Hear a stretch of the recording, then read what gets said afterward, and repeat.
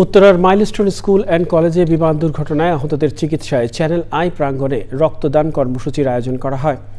দিনব্যাপী চলা এই কর্মসূচিতে চ্যানেল আই পরিবার, ইনসেপ্টে ফার্মাসিউটিক্যালসের কর্মীরা সহ সাধারণ মানুষের অংশগ্রহণের সুযোগ ছিল। একই কর্মসূচি বৃহস্পতিবারও দিনব্যাপী চলবে। মিথিলা নাজনীর রিপোর্ট। বান্ডেল থাকলে প্রতি সেনমানিতে টাকা বাঁচবে। বিকাশ সেনমানি বান্ডেল কিনে জিতুন প্রতি লেনদেনে।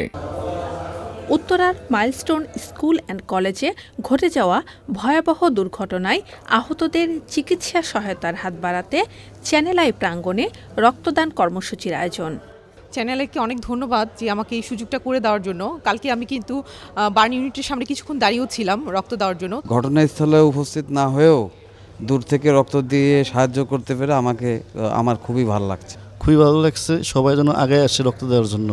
মানবিকতা আর সামাজিক দায়িত্ববোধ থেকেই এমন আয়োজন বলে জানান চ্যানেল আইয়ের বার্তা প্রধান। আমাদের এখানে যথেষ্ট সংখ্যক কর্মী আছে, তারা 50% যদি দেয় তাহলে কয়েকশো ব্যাগ রক্ত আসে। তো সে কারণে এই আয়োজনটা আমি মনে করি যে এটা সবারই এই দায়িত্ব এর মধ্যে থাকা দরকার। কারণ যেই করুণ ঘটনাটা ঘটেছে, আমি তো শুধু এক ব্যাগ রক্ত দিয়ে আমি পার্টিসিপেট করছি, কিন্তু যেই মায়ের কোল খালি হয়েছে, যে বাবার কোল খালি হয়েছে, সেটা তো আর শোধ কোনো দিন হবে না। চ্যানেল আই এবং কোয়ান্টাম ফাউন্ডেশনের যৌথ আয়োজনে দিনভর এই কর্মসূচিতে চ্যানেল আই পরিবারের বাইরেও অনেকে রক্ত দিয়েছেন। আমি চ্যানেল আইয়ের স্টাফ না, আমি বাইরের লোক। তো চ্যানেল আইয়ের প্রাঙ্গণে রক্ত কার্যক্রম শুরু করছে, সেজন্য জানতে পারি আমি এখানে আসছি রক্ত দিতে। আমি তাদের পাশে দাঁড়াতে পেরে আমি নিজেকে ধন্য মনে করছি।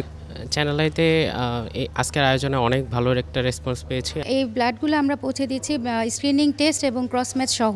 দুর্ঘটনায় নিহতের ঘটনায় শোক জানিয়েছে চ্যানেল আই পরিবার এবং আহতদের দ্রুত আরোগ্য কামনা করা হয়েছে।